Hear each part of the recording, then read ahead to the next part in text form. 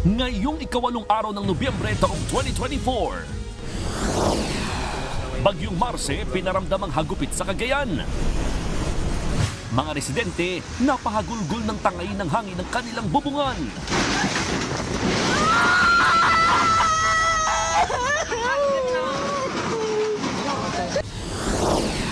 Sa pagbabalik ni Trump sa White House, mga Pinoy na TNT sa Amerika dapat na raw mag-alsa balutan.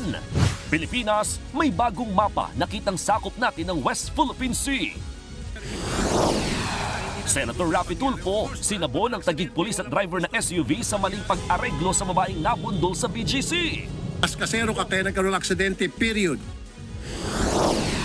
Senator Win Gatchalian, hindi raw nagpahiram kahit kanino ng plakang numero 7. May payo naman sa Senator Cynthia Villar para hindi na maabuso ang EDSA busway. Traffic sa EDSA. Skyway na lang. Bayad na lang sa Skyway. Executive order ni Pangulong Bongbong Marcos sa total pogo ban inilabas na. Aktor na si Ken Chan, hinaina ng arrest warrant sa kasong syndicated estafa. Aktwal na pagliliyab ng sports car ni Angie Mid King sa pool sa video. Whoa, fire. At Sue Ramirez at Dominic Roque spotted na magkahalikan sa isang bar sa Siargao.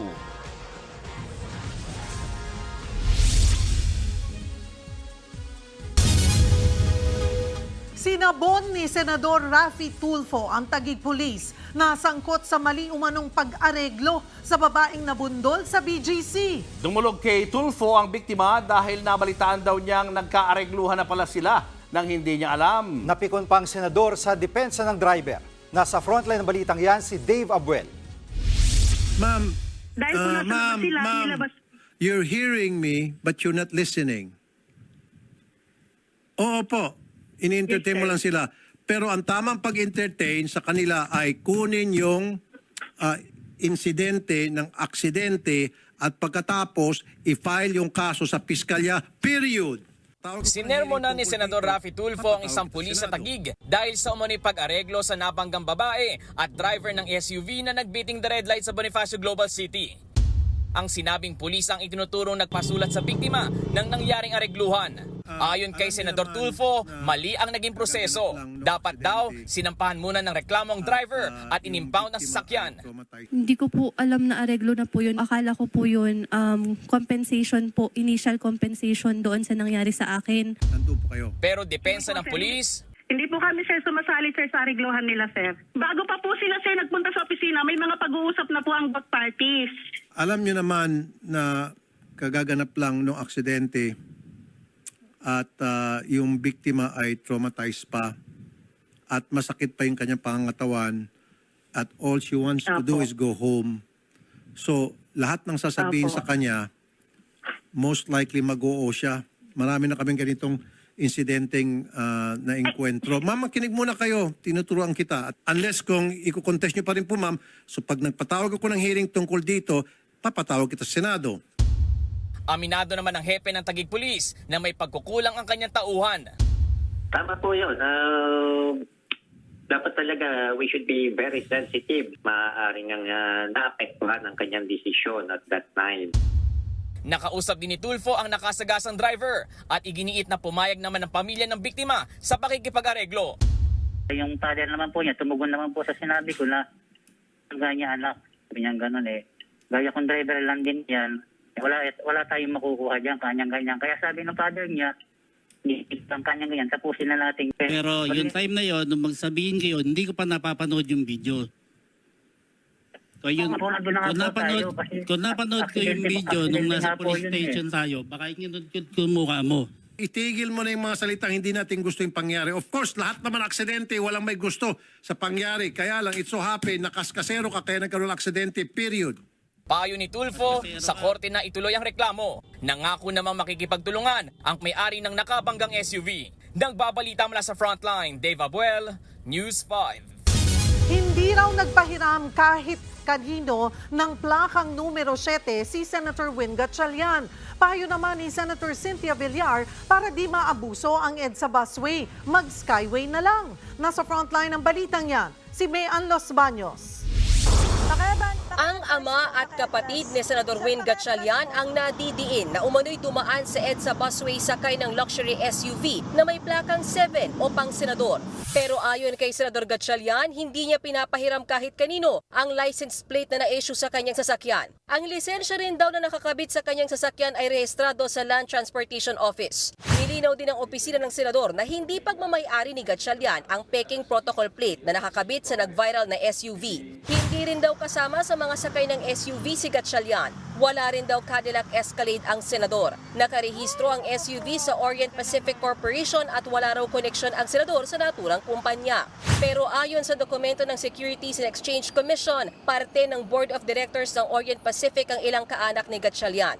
Una nang sinabi ng senador na ipauubaya niya sa Land Transportation Office ang investigasyon. Planong paimbestigahan sa Senado ni Senador Raffy Tulfo ang isyu ng mga illegal na dumadaan sa busway. Kinumpirma na rin ng kanyang opisina na nakapagsumiti na ng CCTV footage ang MMDA sa kanila para matukoy ang VIP. Dahil naman sa issue, wala raw kaso kay Senator Cynthia Villar kung babawiin na lang ang mga inisyong protocol plate sa mga mambabatas. Bagamat aminado siyang ginagamit niya ito, hindi raw siya dumadaan sa EDSA.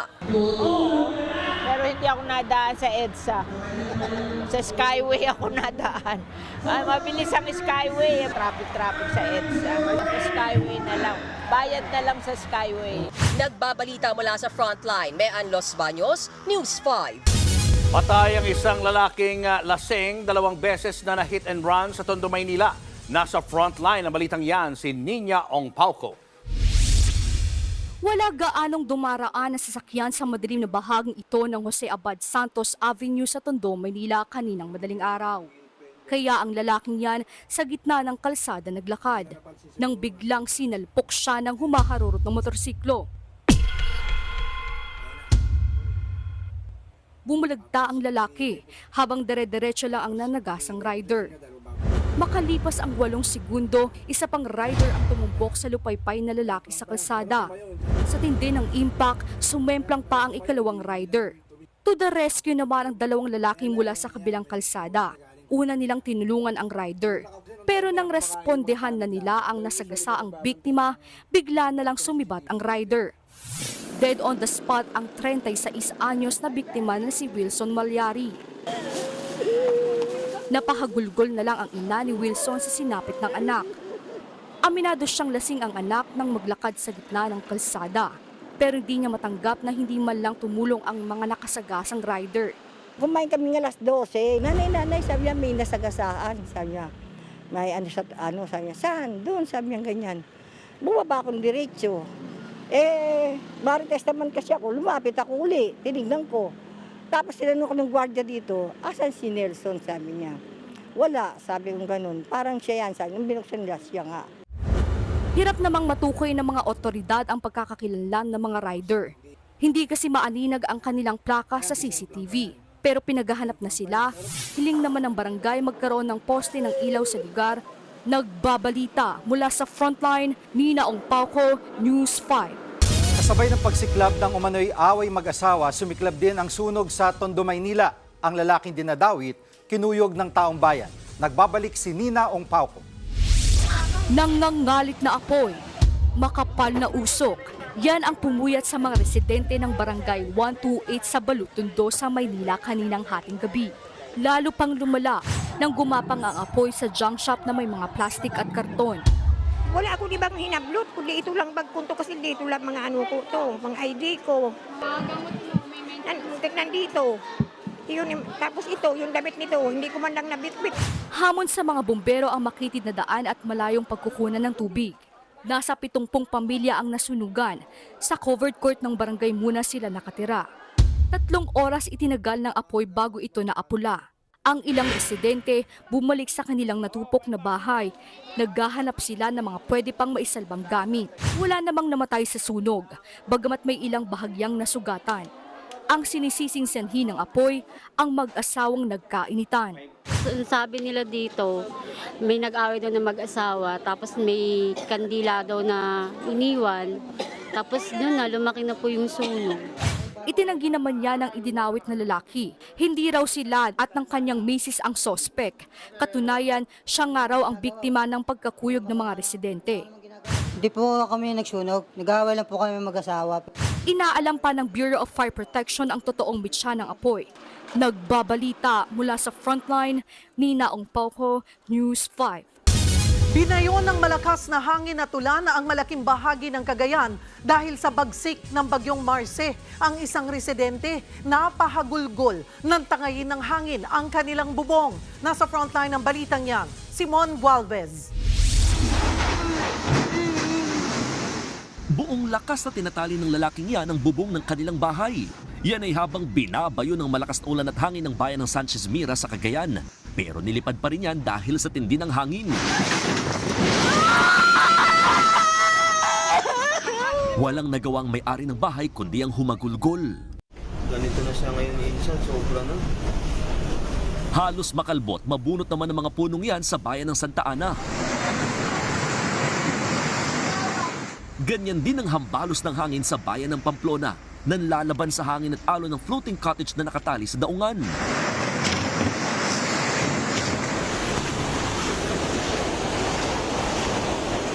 Rumaragas ang baha naman ang nanalasa sa bahagi ng National Highway sa bayan ng Santa Teresita.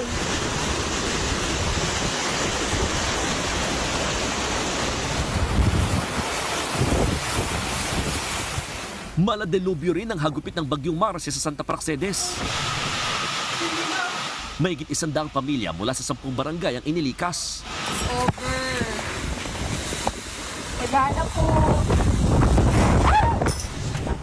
Hindi rin nakaligtas sa bagyong paanakan sa bayan ng Gonzaga. Nabasag ang salamin ng pintuan. At bumagsak din ang bahagi ng bubong nito. Sa Apari naman, humambarang na sa kalsada ang mga punot sangang nabunot. Nagliparan din ang mga bubong sa Cagayan State University. Kaya ang mga evacuee sa auditorium muna nagpalipas ng gabi saka naghati-hati sa pagkain. Ipinasok na rin sa mga pasilyo ng paaralan ang mga nakaparadang sasakyan. Matapos ang magdamag na pananalasa ng bagyo, namagang mga ilog sa Bagao at Tugigaraw. Nalubog na rin sa baha mga palayan sa bayan ng Lasam at Alakapan. Habang sa bayan ng Amulug at Balesteros, pahirapan pa rin ang pagdaan dahil sa mga puno sa kalsada. Ganyan din sitwasyon sa Abulog na nagkalat ng mga bakal, yero, sanga at kung ano-ano pang tinangay ng hangin. Nagka-landslide din sa Biwang at Malana Eco Park sa bayan naman ng Rizal. Nagbabalita mula sa frontline, Mon Gualvez, News 5. Bukod sa mga bahay na nawalan ng bubong, nawasak din ang mga tirahang malapit sa dagat dahil sa storm surge o daluyong na dulot ng bagyong Marce. Live mula sa Bugay, Cagayan, nagbabalik si Mon Gualvez. Mon, kumusta ang sitwasyon dyan? Julius, nagkasira-sira ang maraming bahay at establishmento sa halos lahat ng bayan na malapit sa dagat dito sa Cagayan. Bukod kasi sa matinding ulan, napakalakas na hangin din ang namerwisyo raw sa kanila sa buong magdamag. Malalakas at malalaking alon ang patuloy na humahampas sa dalampasigan sa Apari, Cagayan. Mahina na raw ito kumpara sa mahigit 10 metrong inabot ng storm surge sa lugar sa kasagsagan ng bagyong Marce kagabi. Dahil sa daluyong, sira ang bahay at bumagsak ang tindahan ng pamilya ni Delimar. Yan pa naman ang tanging pinagkukunan nila ng panggastos sa araw-araw. Yung asawa ko pa siya may sakit sa puso. Wala akong pagkuha ng kwan. Kung wala yung tindahan ko, sir, hindi ako makuha ng pambili ng gamot ng asawa ko. Dahil din sa malakas na hangin, halos lahat ng bahay at establishmento sa lugar natuklap ang yero. Ang iba, tuluyang nilipad ng bubungan. Pati signages ng mga tindahan at gasolinahan bumagsak at nagkasira-sira. Sa bayan ng Bugay, tila binalatan din ang mga paaralan matapos liparin ng mga bubong. Maging ang presinto na pinsala rin. Sabi ni Cagayan Governor Manuel Mamba, mabagal ang kilos ng bagyong Marce kaya matindi ang naiwan itong pinsala. Sunod-sunod yung kwan namin. Yung tama ng bagyo namin dito na may dalang maraming tubig. No, of course yung Christine, then Leon, and then this one. Ito yung pinakamalakas pa. No? So, sok na talaga yun. Problema rin nilang baha sa mga paaralan tulad sa Barangay San Vicente. Nagmistulang ilog na nga rin ng mga palayan dahil sa baha. Kinakailangan pang gumamit ng bangka ng mga taga rito sa Sitio Kasilagan dahil malalim pa raw yung tubig doon. sa may malapit sa ilog kung saan umaabot ng hanggang bewang o minsan hanggang dibdib yung tubig dito sa lugar. Malapit sa ilog. Posibleng abutin daw ng hanggang 5 araw bago humupa ang baha. Mabilis na raw kasi umapo ang Bugay River kung saan napapadpad ang tubig mula sa mga bayan ng Lalo at Camalaniugan. Our Bugay River is still heavily silted. Kailangan pang madesilt. Kaya yung tubig po mahirap lumabas papunta ng dagat. Sa tala ng Cagayan PD-RRMO, halos kalahati ng probinsyang nawalan ng kuryente dahil sa bagyo. Isa naman ang nasugatan pero walang nasawi. Julius, namumroblema ngayon ang provincial government ng Cagayan dahil sa posibilidad na magkulang o kapusin ang kanilang mga pantulong sa mga nasalanta. Maalala kasi nakataas na yung state of calamity sa buong probinsya ng Cagayan mula nang manalasa pa ang super bagyong Christine na sinundan nga nitong Leon at itong pinakahuli nga yung pinsalang iniwan ng bagyong Marce. Kaya nananawagan sila sa national government at pribadong sektor ng dagdag na tulong para sa kanilang mga nasalantang kababayan. Julius. Maraming salamat, Mon Gualvez. Sa ibang balita, pinaghahatak ng MMDA ang mga sasakyang iligal na nakaparada sa kahabaan ng C5. Sabi pa ng MMDA, dadalasan na nila ang kanilang mga clearing operation habang papalapit ang Pasko. Nasa frontline ng balitang yan si Gerard de la Peña. Hinahatak na nga ng tow truck ang sasakyang ito dahil sa illegal parking sa kahabaan ng C5 road. Pero ang pasaway nitong driver, pinaandar pa rin ang makina. Nagpakilala pa siyang dating pulis. Nakikiusap lang kasi napakasaglit ng oras lang. Hindi naman tayo yung nagpark dyan ng overnight or more than 30 minutes. Saglit at saglit lang po. Sa huli, hindi siya umubra sa mga tauhan ng Special Operations Group Strike Force ng MMDA. Nagkasa sila ng clearing operations laban sa mga iligal na pumaparada sa C5. Kabilang sa nasampulan ang 2 truck na ito. Iligal kasi ang pagparada nito sa service road. Nakiusap naman ang driver ng isa sa mga truck. Nahulihin na lamang siya pagkatapos i-deliver ang karga niyang yelo. Malulusaw talaga yan. Araw-araw kami dito sir, nagde-deliver. Nandito kasi yung ruta eh. Taga rito naman yung mayari. Nasita rin ng mga jeepney na ginawa ng terminal ang tapat ng isang no loading and unloading sign. Pinaalis din ang mga tricycle na nagte-terminal din sa kalsada. Dito po yung loading area namin. Tatlong tricycle po yung binigay po sa amin dito. Tapos doon po yung holding area namin. Huli rin ang 2 motorcycle rider. Ang isa, walang helmet. At ang isa, may sakay na bata. Ang mga service road katulad ditong sa C5 ay ginawa para magkaroon ng akses ang publiko sa mga gusali at establishmento na matatagpuan sa malalaking kalsada. Ito rin na nagsisilbing alternatibo para sa mga motorista para di gaano magsikip sa mismong highway. Kaya nararapat lang na walang obstruction dito para di magsikip ang daloy ng trapiko. Doble kayod naman ng MMDA sa kanilang clearing operations, lalo ngayong papalapit ang Pasko. It's very crucial kasi ang C5, it's similar to the condition of EDSA. Napakadaming mga cities na pwede pong daanan. When we use C5, marami pong mga commodities, commercial vehicles, mga delivery goods.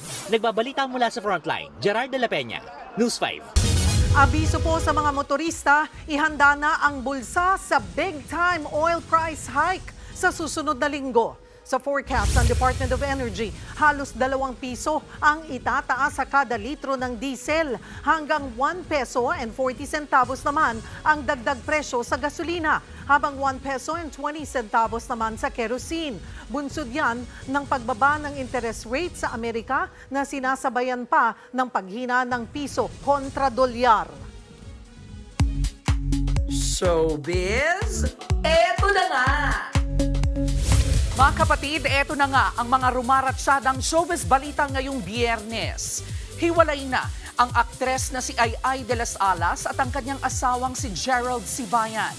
Ayon po sa article ng PEP, nakumpirma yan base sa mga impormasyong nakalap ng cabinet files. Magiging malamig tuloy ang birthday ni Ai sa Lunes at sa araw na yan daw siya magsasalita. December 2017 ang ikasal si Ai at Gerald. Ito pa nga inilabas ng celebrity racer na si Angie Meade King. Ang dashcam video niya ilang segundo bago nag-apoy ang kanyang minamanehong sports car. Whoa! Whoa, whoa, fire, fire, fire. Agad naman pong naitabi ni King ang sasakyan nang makita ang malakas na apoy sa likuran ng kotse. Pagkatapos ay kalmado niya rin kinuha ang kanyang mga gamit. Hindi pa malinaw ang sanhi ng pagkasunog ng kotse. Sa kabila po ng traumatizing experience na ito, pangarap pa rin daw ni Angie ang nasabing sports car. And one day, she vowed to get another one.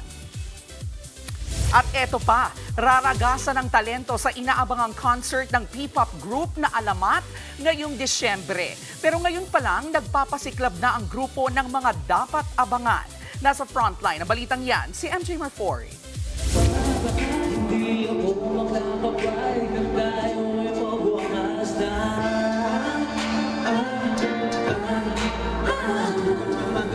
Oozing vocals, visuals at talent.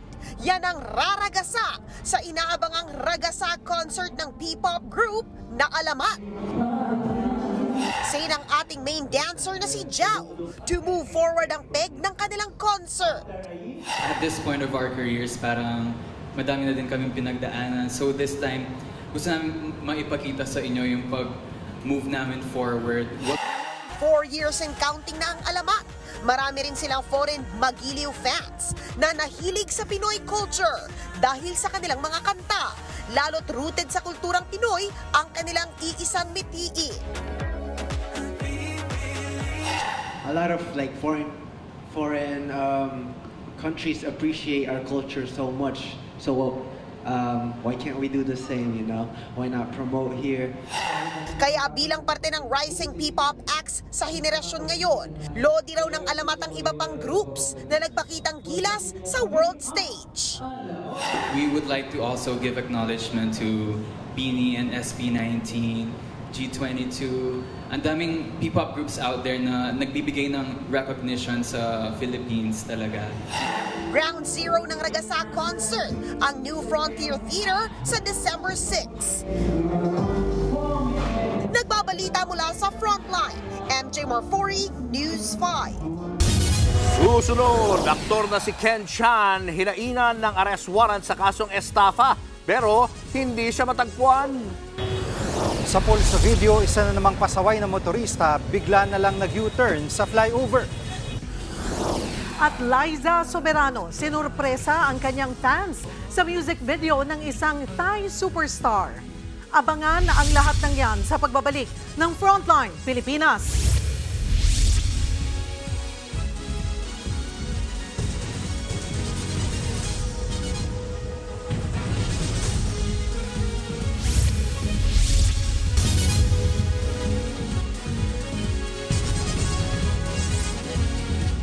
Mga kapatid, Julius Babaw po, nasa Middle East o saan mang dako ka ng mundo, manatiling may alam at may pakialam sa mga mainit na balita dito sa ating bansa. Simulan po natin ang bawat araw sa tuloy-tuloy na balitaan sa Frontline. Mag-follow at mag-subscribe sa social media pages ng News 5. Kapapasok lang na balita, dinala sa Philippine Heart Center si Pastor Apollo Kibuloy para magpa-check up. Ayon sa kanyang abogadong si Attorney Israelito Torion, inaprobahan ng Pasig RTC Branch 159 ang hiling ng kampo ni Kibuloy na medical furlough. Mula sa PNP Custodial Center, dinala kaninang umaga si Kibuloy sa Philippine Heart Center. 3 araw ang binigay na furlough kay Kibuloy para makapagpatingin sa doktor. Nilinaw ni Torion na normal na check-up lamang daw ito. Wanted ang aktor na si Ken Chan dahil sa 14 million pesos na umano'y bogus na investment. Hindi mahagilap ang aktor nang ihain kanina ang arrest warrant. Nasa frontline balitang yan si Dave Abuel. Bit-bit ang kopya ng warrant of arrest. Kinatok ng otoridad ang bahay ng aktor na si Ken Chan sa isang subdivision sa Quezon City kaninang umaga. Pero walang tao sa bahay. Nahaharap ang aktor at 7 iba pa sa kasong syndicated estafa. Ayon sa abogado na nagreklamo, nag-invest ang kanyang kliyente ng halos 14 million pesos sa restaurant business na pagmamay-ari raw ni Ken Chan. Nangako raw ang aktor ng malaking kita pero walang ganyang nangyari. Ito pong korporasyon na ito ay ginamit para makahingi ng pera at supposedly para sa investment. Nagsara na, nagtago na at nawala na yung negosyo. Ito na raw ang ikalawang beses na tinangkang ihain kay Ken Chan ng arrest warrant. Nagpunta na rin ang mga otoridad noong Setyembre pero wala siya sa kanyang bahay. Wala rin daw silang ideya kung nasaan ang aktor ngayon. Pero sa Instagram story ni Kenshan, nag-post siya ng larawan ng Statue of Liberty. Sikat na landmark yan sa New York City sa Amerika. Sinisikap pa ng News 5 na kunin ang panig ni Kenshan pero hindi pa sumasagot sa aming tawag ang kanyang abogado. Mensahe naman ng kampo na nagrereklamo, better na lang na harapin niya yung kaso kasi hindi rin matatapos ito ng hindi niya hinaharap eh. Nagbabalita mula sa Frontline, Dave Abuel, News 5. Alam na ngang bawal pero nag-U-turn pa rin sa flyover ang isang sasakyan sa Pasay. Sa pulyan sa video at nakarating na rin sa LTO. Nagbabalik si Dave Abuel.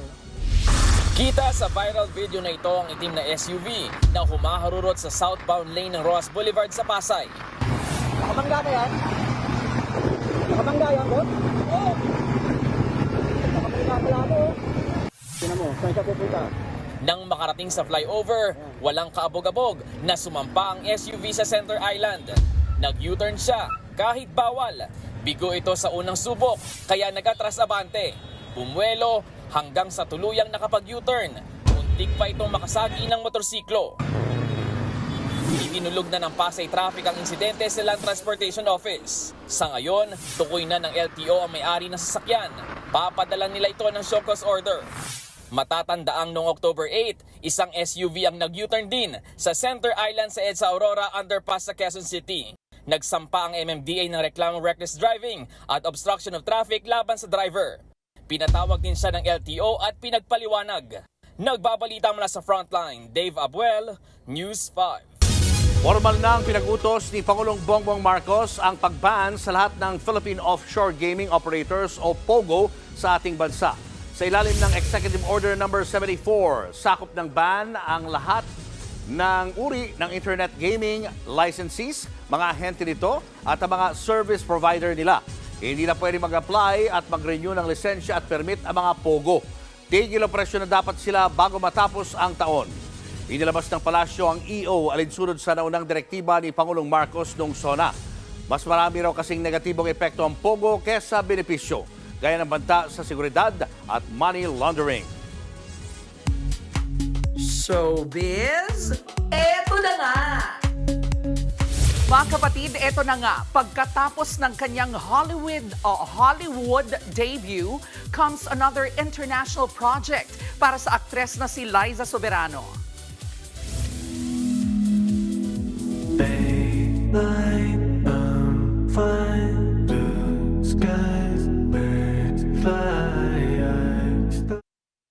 Yan nga po ang official music video para sa latest single ng Thai superstar na si Bright Batchirawit entitled Long Showers. Sa video, kitang-kita how much Liza has grown as an actress. From pa-sweet to a much daring Liza na ang mapapanood sa video.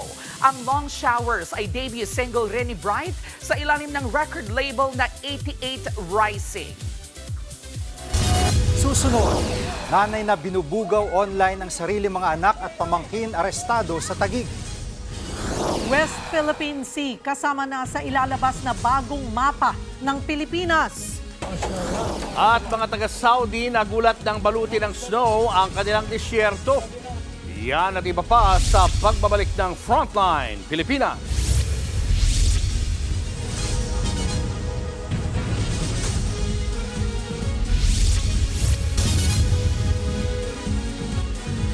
Mga kapatid, Julius Babaw po. Nasa Middle East o sa amang dako ka ng mundo, manatiling may alam at may pakialam sa mga may init na balita dito sa ating bansa. Simulan po natin ang bawat araw sa tuloy-tuloy na balitaan sa Frontline. Mag-follow at mag-subscribe sa social media pages ng News 5. Binubugaw mano online ng isang babae ang kanyang mga minor de edad na anak at pamangkin sa Taguig.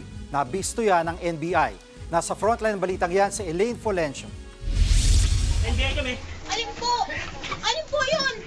Nagpupumiglas ang babaeng yan habang inaaresto ng mga operatiba ng NBI Human Trafficking Division sa kanyang bahay sa Taguig. Kinuha ng NBI ang kanyang cellphone na ginagamit umano sa online pambubugaw. Homeland Security sa Amerika ang nagtip sa NBI tungkol sa ginagawa ng sospek. Nagbibenta umano siya ng malalaswang video at litrato ng kanyang 3 anak na nasa edad 4, 6 at 17. Gayon din ang 4 na taong gulang na pamangkin ng sospek. Higit sa kaalaman ng mga bata ay inukunan sila at ito ay binibenta sa labas. The internet is borderless and they can easily sell these to outside buyers. Nakuha sa sospek ang laptop, sex toys at resibo ng mga naging transaksyon umano niya sa mga parokyanong dayuhan.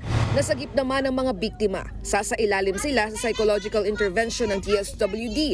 No comment ang sospek. Nahaharap siya sa reklamong online sexual abuse and exploitation of children at paglabag sa child abuse law. Nagbabalita mula sa Frontline, Elaine Fulgencio, News 5. Maglalabas ng bagong mapa ang Pilipinas kung saan ipakikita na rin ang West Philippine Sea na parte na sakop ng bansa. Sang-ayon ito sa nilagdaan ni Pangulong Bongbong Marcos na Philippine Maritime Zones Act. Nasa frontline ng balitang yan, si Maricela Halili. Paulit-ulit na panghaharas at pambobomba ng tubig sa mga barko ng Pilipinas, panghihimasok sa ating exclusive economic zone, at panggigipit sa mga Pilipinong mangingisda. Yan ang ilan sa madalas na nangyayari sa ating West Philippine Sea. Para maging malinaw na sa lahat ang sakop ng Pilipinas, partikular sa West Philippine Sea, nilagdaan na ni Pangulong Bongbong Marcos ang Philippine Maritime Zones Law at ang Archipelagic Sea Lanes Act. Ang Maritime Zones Law ang magsisilbing titulo ng Pilipinas na nagpapakita kung hanggang saan ang exclusive economic zone ng bansa. This is essential in establishing the extent of our maritime jurisdiction and to ensure that our rights and duties as an archipelagic state are well defined in order that all Filipinos can rightfully enjoy the riches of our seas. Nakasaad naman sa Archipelagic Sea Lanes ang 3 ruta sa dagat na pwedeng daanan ng foreign vessels. Dahil ruta ang pinag-uusapan dito, kailangan itong aprubahan ng International Maritime Organization o IMO, isang international group na nakabase sa London. Kapag lumusot na sa kanila ito, sila na ang mag-aanunsyo sa lahat ng foreign vessels tungkol sa ruta. Sila rin ang magpapataw ng parusa sa mga hindi susunod dito.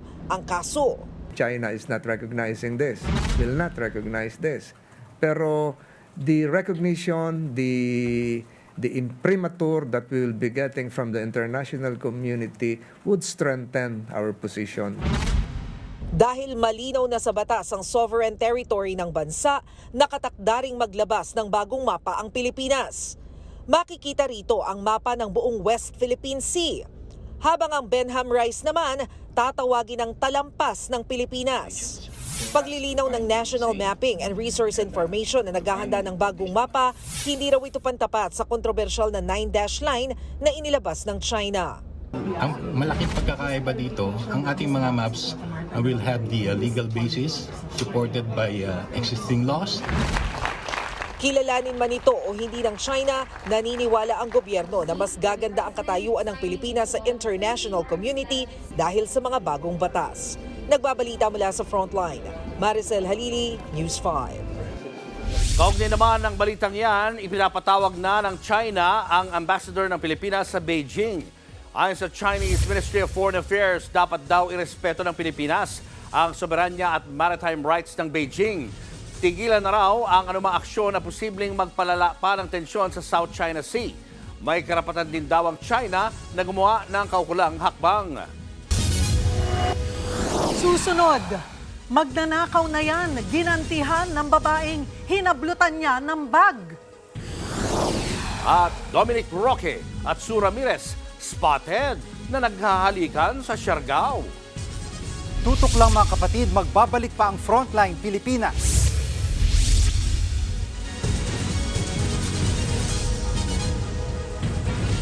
Mga kapatid, Jiggy Manikad po, nasa Middle East o saan mang dako ka ng mundo, manatiling may alam at may pakialam sa mga mainit na balita dito sa ating bansa. Simulan natin ang bawat araw sa tuloy-tuloy na balitaan sa Frontline.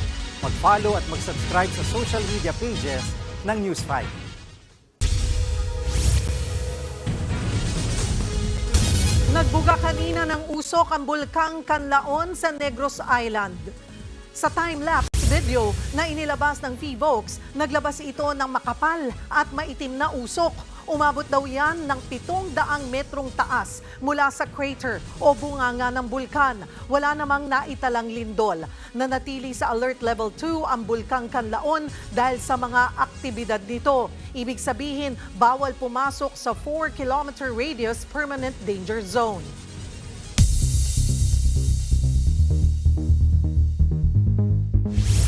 Nabulilyaso ang tangkang pagnanakaw ng isang rider sa Iran. Suntok at headlock ang inabot ng kawatan sa babaeng hinablutan niya ng bag. Nasa front Sa kuha ng CCTV na ito sa Iran, makikita ang isang babaeng naglalakad sa sidewalk. Sinundan siya ng isang lalaking nakamotor. Ng lalaki bag ng babae. Itinulak niya ang kawatan hanggang sa sumemplang ito sa kalsada. Dito na hinedlock ng babae ang kawatan. Hindi makapalag ang magnanakaw habang humihingi ng saklolo ang babae. Napalapit tuloy ang mga usisero. Hindi pa nakontento ang babae at biglang sinuntok ang kawatan. Paalis na sana ang magnanakaw nang bigla na naman siyang hatakin ng babae para kunan ng picture. Kahit mahigpit ang pagkakakapit ng babae, tuluyan pa ring nakasibat ang magnanakaw sakay ng motor. Nagbabalita mula sa Frontline, Ria Fernandez, News 5.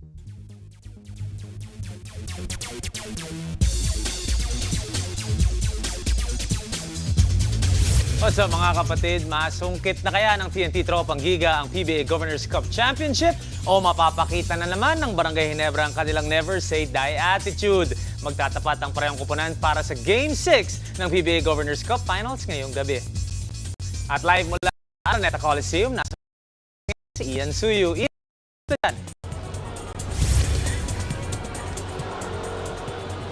Mikey, coronation o extension. Yan ang tema ng sagupaan ngayong gabi para sa PBA Governors Cup Finals Game 6.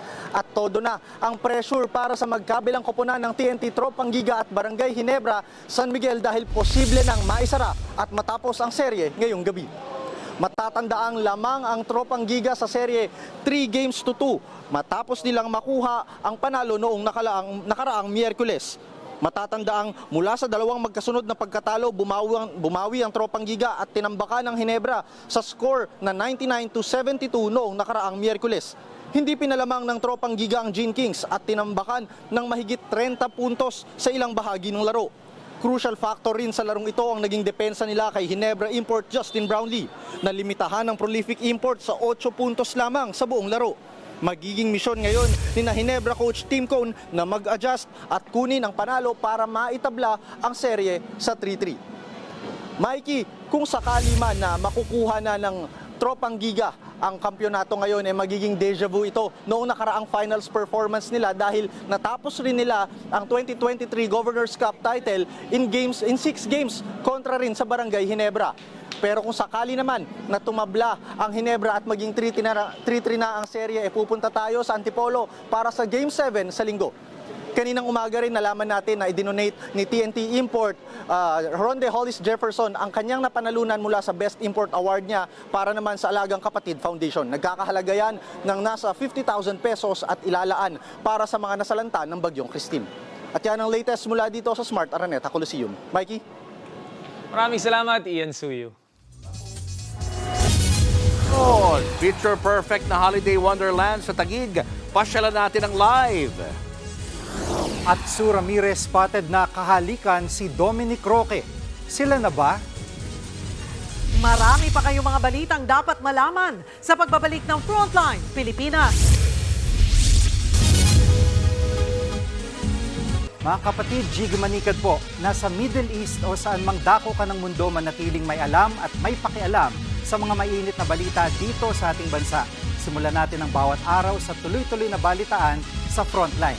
Mag-follow at mag-subscribe sa social media pages ng News 5. Pinagalo sa balutan ng mga TNT o undocumented na Pilipinong nasa Amerika. Siguradong sila raw ang tatamaan ng mas mahigpit na immigration policy ni Donald Trump. Nasa Frontline na balitang yan si Camille Samonte. Mahigit 2 buwan pa bago formal na bumalik sa White House si President-elect Donald Trump sa Enero. Pero usap-usapan na ang magiging mukha ng kanyang gabinete. Una agad sa listahan ng appointee ni Trump ang kanyang campaign manager at kilalang political strategist na si Susan Wiles. Siya ang inappoint ni Trump na maging susunod at kauna-unahang babaeng chief of staff ng White House. Susie likes to stay sort of in the back, let me tell you. The Ice Maiden, we call her the Ice Maiden. Bukod sa gabinete, isa sa mga pangako ni Trump noong eleksyon ang mas mahigpit na immigration policy. Kaya isa sa pinangangambahan ng mga eksperto ang posibleng malawakang deportation ng illegal migrants kapag naupo na ulit si Trump. Ang Philippine Embassy sa Washington, binalaan ang mga undocumented na Pinoy roon na umuwi na lang muna kaysa mapadeport. Immediately leave voluntarily because once you're deported, you can never come back to the United States. At least if you leave, there's always an opportunity or a chance that you'll be able to file at the right and just follow the rules and regulations of the country. Sa datos ng Philippine Embassy sa US, tinatayang aabot sa 300,000 ang mga undocumented na Pinoy sa Amerika. Ayon sa pinakamalaking PhilAm organization sa Amerika na Global Transparency and Transformation Advocates Network, tatamaan din ang ekonomiya ng Amerika kung matutuloy ang plano ni Trump. Lalo't karamihan sa mga illegal migrants, pinapakinabangan din ng US dahil sa mababang pasahod. Pag umalis ang mga yan, what will happen? Then people will then either do it themselves or they will have to look for people with document to do it, but they would charge more. Nagbabalita mula sa Frontline, Camille Samonte, News 5. Showbiz, eto na nga! Na nga, usap-usapan online ang halikan di umano ni Sue Ramirez at Dominic Roque. Ang tanong tuloy ng netizens, sila na nga ba? Sa video kasing ipinost ng isang netizen, nakitang hinalikan ni Sue si Dominic habang nasa isang bar sa Siargao. Palaisipan naman sa mga netizen ang reaksyon ng dalawa na parang isa lang itong playful kiss. Napapabalitang hiwalay na si Sue sa kanyang longtime politician boyfriend na si Javi Benitez. Known single naman po ang aktor na si Dominic. May Paskong-Pasko na sa Bonifacio Global City sa Taguig. Picture perfect ang mala Christmas Wonderland na pasyalan. At silipin natin yan live mula sa BGC Taguig, si Reniel Pawid. Reniel, marami na bang namamasyal dyan ngayon? Cheryl, Julius at Shiggy, ito nga dagsang-dagsa na yung mga tao dito sa aking likuran, yung ating mga kapatid, dahil dito nga sa pinaghalo na traditional at interactive na mga Christmas decoration, dito yan sa BGC dahil swak na swak rin ito para sa kanilang picture perfect at for the gram ngayong Pasko.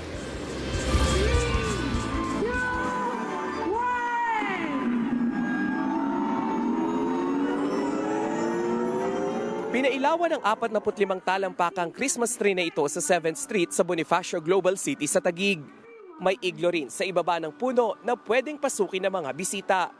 Nagtatransform ito sa isang magical room kung saan puro salamin ang bawat sulok. Kung inyong matsyatsyempuhan, may mga dancing fairy rin na all-out ang performance.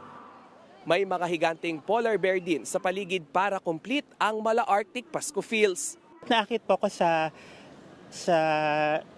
itsura po dito. Paskong-Pasko po na po. It gives me the feels of, the New York feels, because all the big lights and all the big stuff. Yeah, it's very nice. I don't miss the US feel at all. But wait, there's more. Para makumpleto ang inyong amazing holiday experience, look up lang sa mga LED o LED installation na may interactive Christmas display. Present dyan si Santa Claus at ang mga reindeer. Para naman sa mga hindi trip ang walking, pwedeng sumakay sa train na iikot sa High Street for only 100 pesos. Jiggy, para naman sa ating mga kapatid na fair parent ay bukas magkakaroon din ng Christmas party specifically para sa kanilang mga fur baby at kailangan 10 a.m. pumunta dito 1 hour before 10 a.m. para mag-register. At mabalik tayo ngayon dito, no? Simula kaninang alas 6 ng gabi ay tuloy-tuloy yung dagsa ng mga tao, whether mga bumibisita lang o yung mga katatapos sa kanilang trabaho para nga makita itong 45-foot na Christmas tree dito sa VGC. Balik sa inyo. Maraming salamat, Rainiel Pawi. Hinagupit ng bagyong Marce ang ilang probinsya sa Northern Luzon. Ang isang tindahan sa Luna, Apayao, tumagilid at halos bumaliktad na dahil sa lakas ng hangin. Nasa frontline ng balitang yan, si Elaine Fulgencio. Tumambad kaninang umagang iniwang pinsala ng lapa ang taniman ng palay ng Luna. Ang tindahan namang ito tumagilid at halos bumaliktad na. Tulong-tulong din ang mga tauhan ng Bureau of Fire Protection sa paglilinis ng kalsada. Humarang kasi sa daan ang mga natumbang puno at poste, pati ng mga bubong na nilipad. Sa bayan ng Santa Marcela, pinasok din ng baha ang ilang bahay matapos umapaw ang ilog. Nawasak din ang bahay na ito dahil sa lakas ng hangin. Sa bayan ng Kalanasan, natabunan ng gumuhong lupa ang garaheng ito. Ang motor na yan, nalubog din sa lupa. Inanod din sa ilog ang ilang troso mula sa kabundukan. Umapaw naman ang Binungan at Apaw River sa bayan ng Tineg sa Abra. Malakas ang pagragasa ng tubig sa mga ilog, kaya hirap tuloy mapuntahan ng ilang barangay sa bayan. Tulong-tulong naman ang mga otoridad sa paglilinis ng kalsada na yan. Nagkalat sa daan ang mga putik at bato dahil sa pagguho ng lupa. Pinadapa rin ng bagyo ang peryahang ito sa bayan ng Bacara sa Ilocos Norte.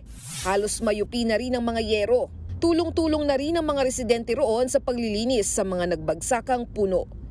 Nagbagsakan din ang mga puno at ilang poste sa Batak, Ilocos Norte. Agad na nagsagawa ng clearing operations sa mga otoridad doon. Nagbabalita mula sa frontline, Elaine Fulgencio, News 5. Matapos ang pananalasa ng bagyong Marce, isang low pressure area ang posibleng pumasok sa Philippine Area of Responsibility ngayong gabi. Huling namataan ng LPA, 1,705 kilometers silangan ng southeastern Luzon. Sa ngayon, hindi pa raw ito magiging bagyo, pero posibleng lumakas daw sa mga susunod na araw.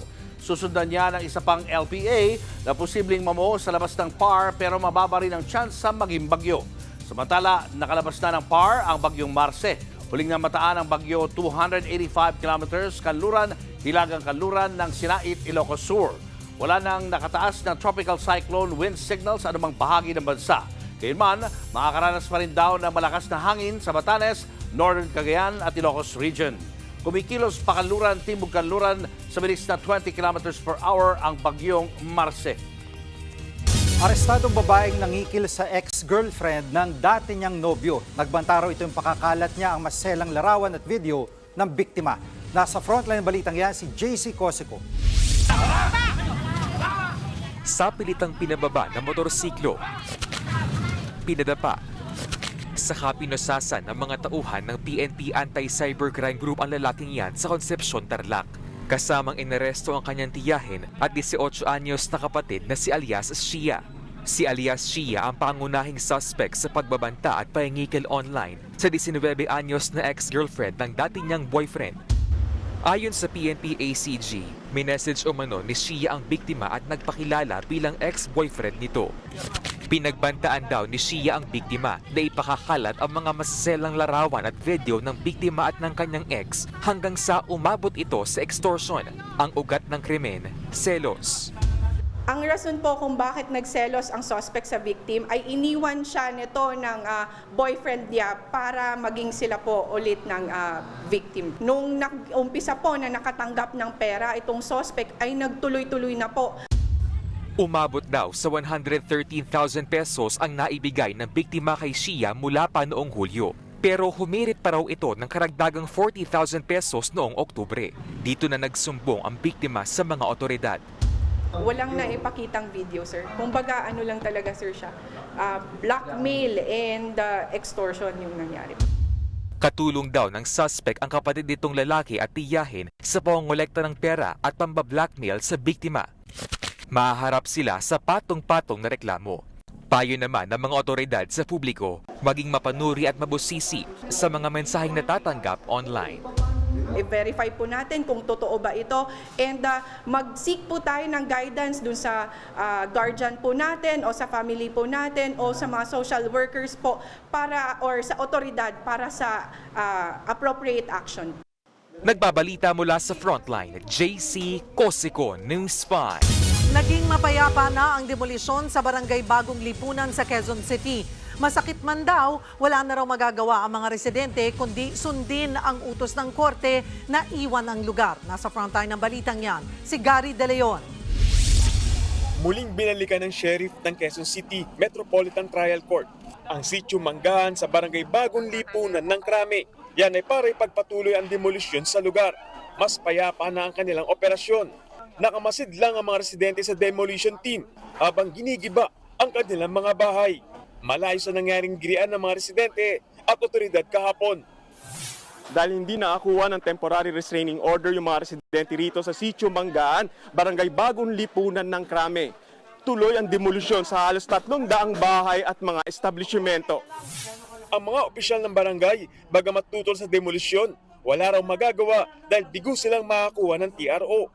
Yung expected kasi po namin, di ba yesterday nabanggit ko na naghintay kami sana ng TRO para mapahinto temporary demolition pero unfortunately hindi siya lumabas.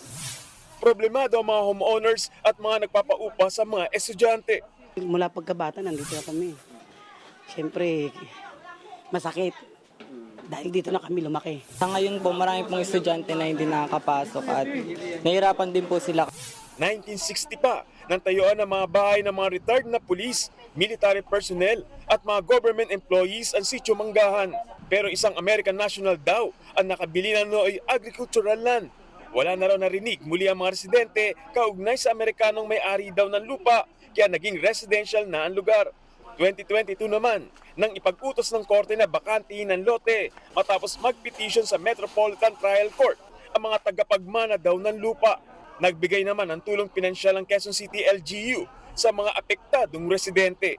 Nagbabalita mula sa Frontline, Gary De Leon, News 5. Pinagmumurahan ni dating Pangulong Rodrigo Duterte ang mga mambabatas na nagalit sa hindi niya pagsipot sa Quad Committee kahapon. Pero ang mismong komite ayaw na raw patulan ang dating Pangulo. Nasa Frontline ng balitang yan, si Marian Enriquez. Pumalag si dating Pangulong Rodrigo Duterte sa mga kongresistang nagalit sa di niya muling pagsipot sa Quad Committee hearing kahapon. Galit sila. Pain ko sila, sabihin mo.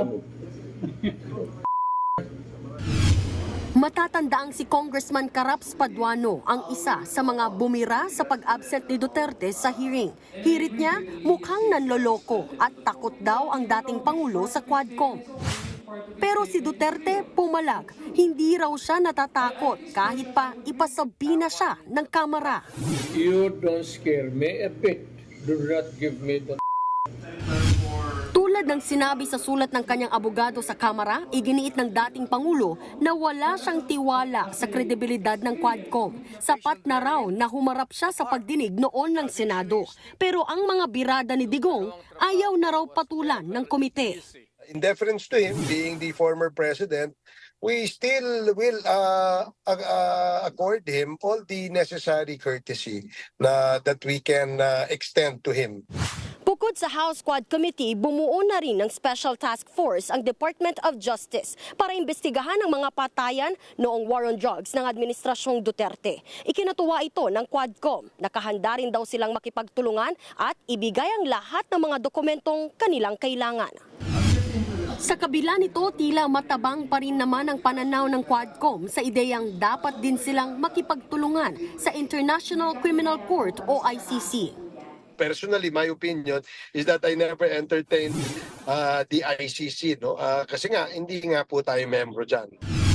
Nakatakdang magpatuloy ang pagdinig ng Quad Committee sa susunod na Miyerkules, November 13. Nagbabalita mula sa Frontline, Marian Enriquez, News 5. Hindi raw dapat tignan ng China bilang pambubuyo ang bagong batas na nagbibigay linaw sa teritoryong sakop ng bansa sa South China Sea. Pero ayon sa isang eksperto, hindi ito magugustuhan ng China. Nasa frontline ng balitang yan si Camille Samonte.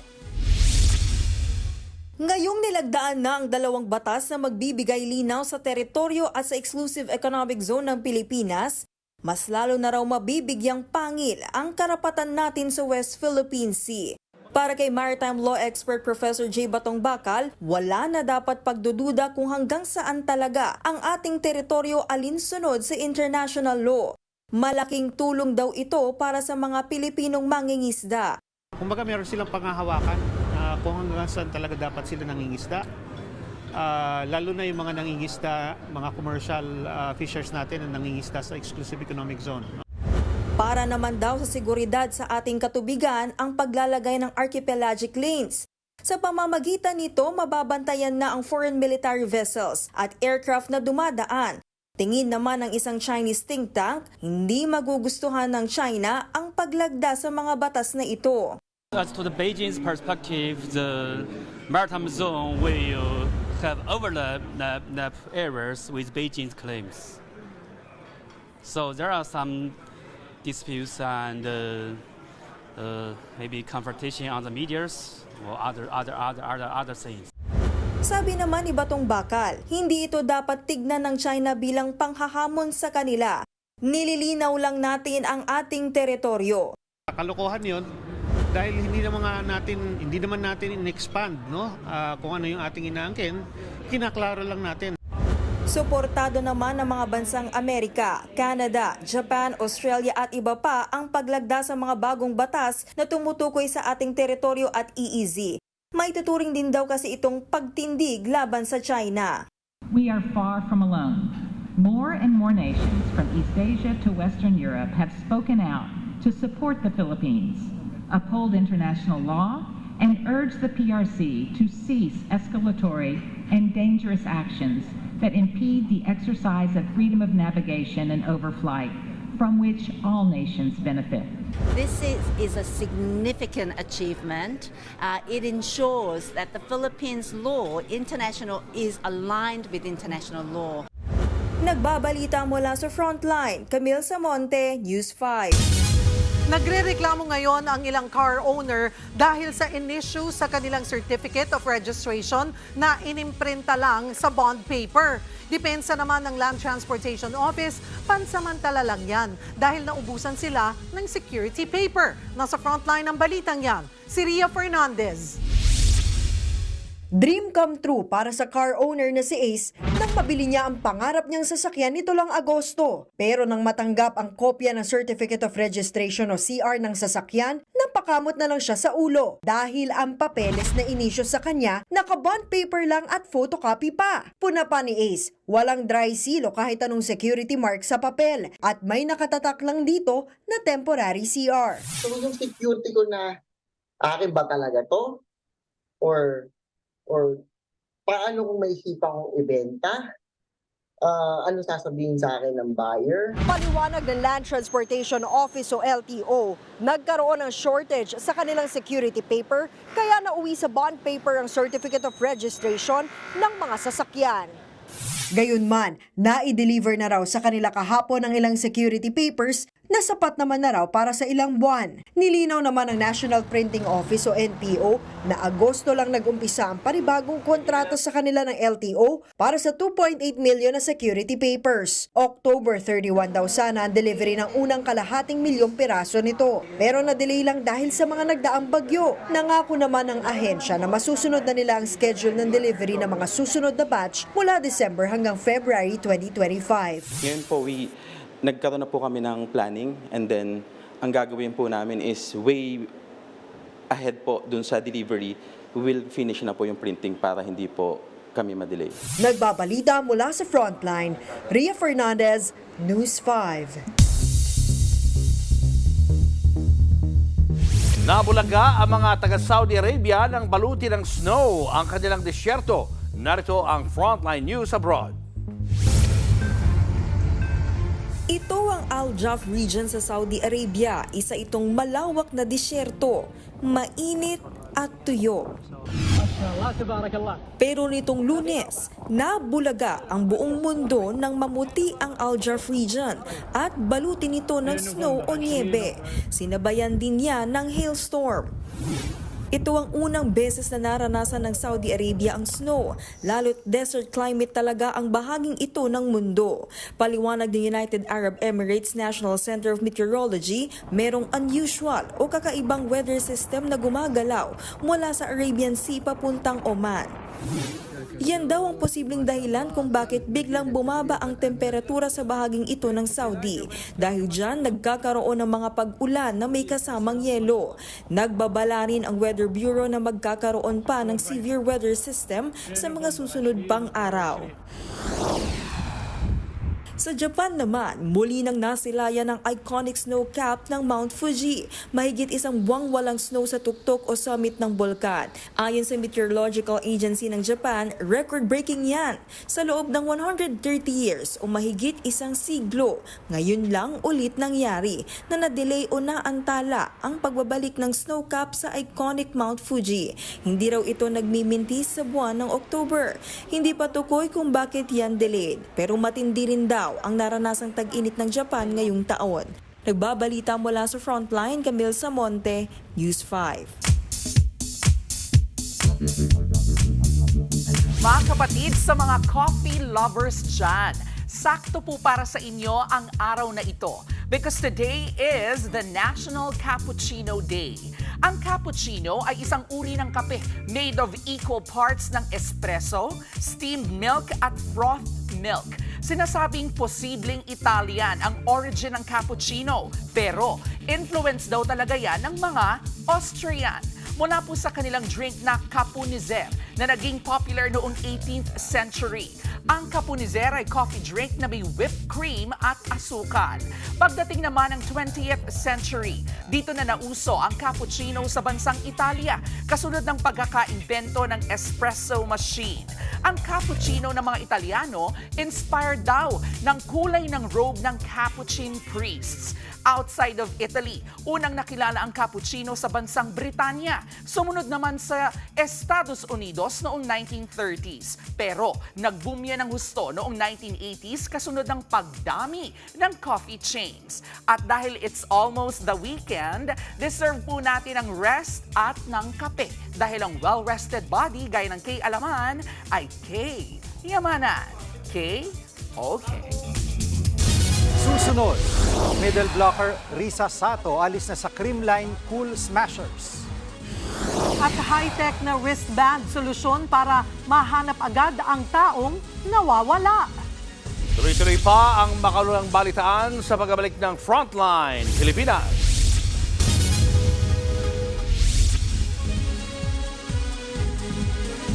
Mga kapatid, Cheryl Cosim po. Nasa Estados Unidos, Canada o saan mang dako ka ng mundo, manatiling may alam at may pakialam sa mga mainit na balita dito sa ating bansa. Simulan natin ang bawat araw sa tuloy-tuloy na balitaan sa Frontline. Mag-follow at mag-subscribe sa social media pages ng News 5.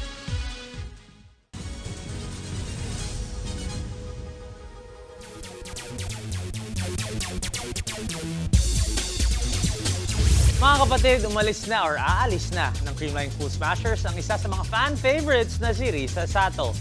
In-announce mismo ng kupunan na humingi ng release ang Filipino-Japanese player. Pinasalamatan din nila ang mga manlalaro sa lahat ng nagawa at nabigay niya sa kupunan.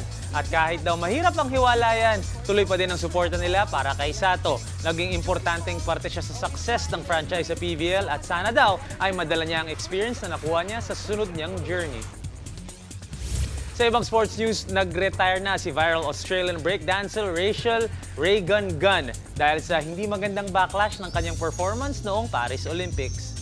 Naging meme si Reagan noong Paris Games at binatikos ng netizens para sa kanyang unorthodox routine. Naging focus siya ng maraming skits sa iba't ibang late-night shows at dahil dyan, maagang nag-decide si Gunn na hinto na ang kanyang breakdancing career. Binanggit din ng dancer na tuloy-tuloy siyang sasayaw, hindi lang sa mga kompetisyon.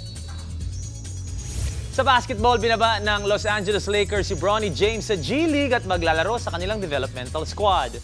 Hindi na muna or dito na muna maghihiwalay ang father and son duo ni Lebron at Bronny. Naglaro sa 3 games so far this season si Bronny at nakascore ng 4 points in a total of 13 minutes. Naniniwala naman ng franchise at si Lebron mismo na kakailanganin ni Bronny ng oras sa G League para mag-improve at makuha ang brand of basketball sa NBA.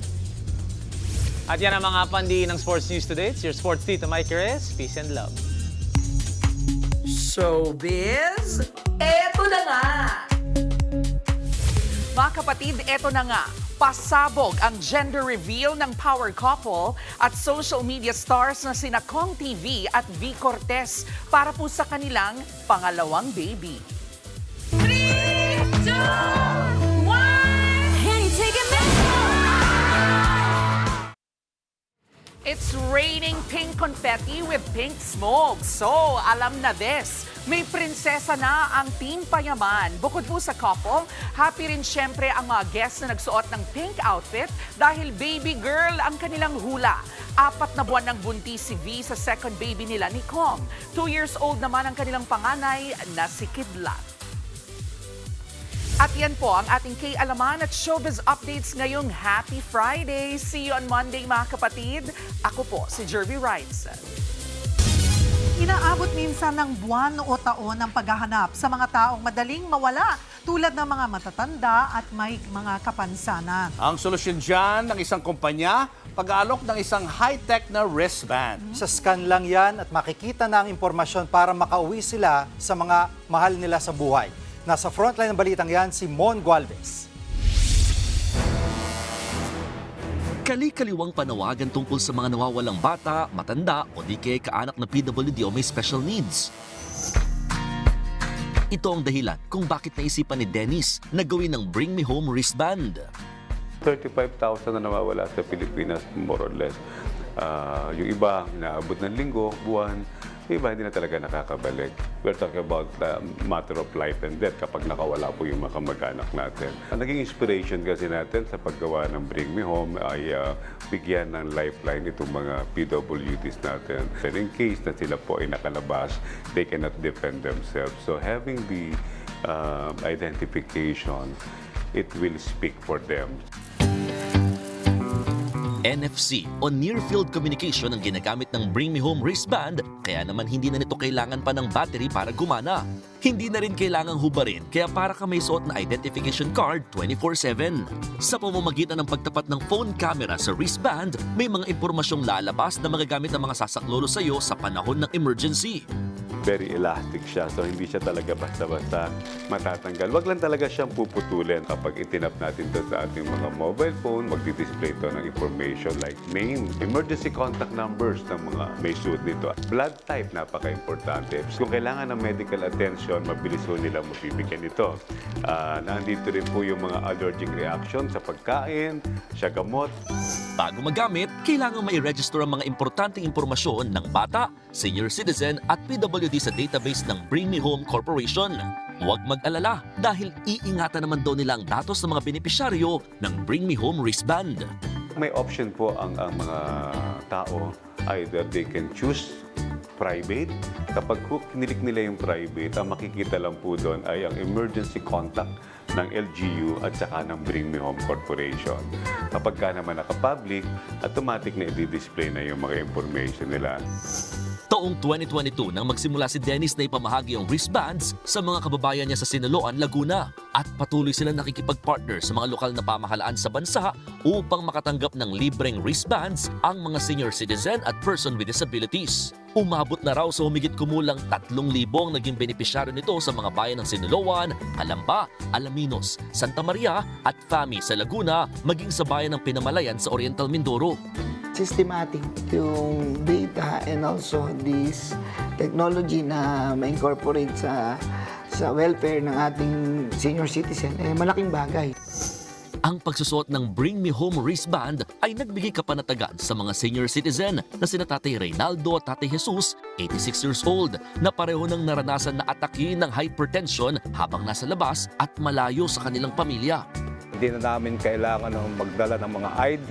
Kung saan man kami naroon, pwede na kami malocate ng aming mga mahal sa buhay. Sa pamamagitan nito, pag hindi inaasahan na ikaw ay sa labas, at may mangyari sa iyo, ito lang titingnan, matatawagan na yung dapat tawagan. Pinaplano rin ni Dennis at ng lokal na pamahalaan ng Sinuloan, Laguna na i-incorporate ang Bring Me Home wristband sa libreng sakay at discounts upang magkaroon ng karagdagang benepisyo ang mga gagamit nito. Bukas din sila sa pakikipagtulungan sa mga organisasyon, eskwelahan at iba pang lokal na pamahalaan sa buong bansa na prioridad ay ang kaligtasan. Nagbabalita mula sa Frontline, Mon Gualvez, News 5. Oo, magkano kaya? Walang sinabi, di ba? Pero maganda yung maganda yung Initiative. adhikain ng proyekto. Mga kapatid, pwedeng pang Christmas. Gift. Kanina may re-regalo. Para hindi ka mawala. Minsan nawawala ka kasi. Baka mawala. Okay. Ayan mga kapatid, 47 days na lang. Pasko na! At yan ang mga balita at impormasyong dapat niyong malaman sa araw na ito. Mga balita para sa may alam at may pakialam. Kami ang inyong mga kasangga sa Frontline Pilipinas.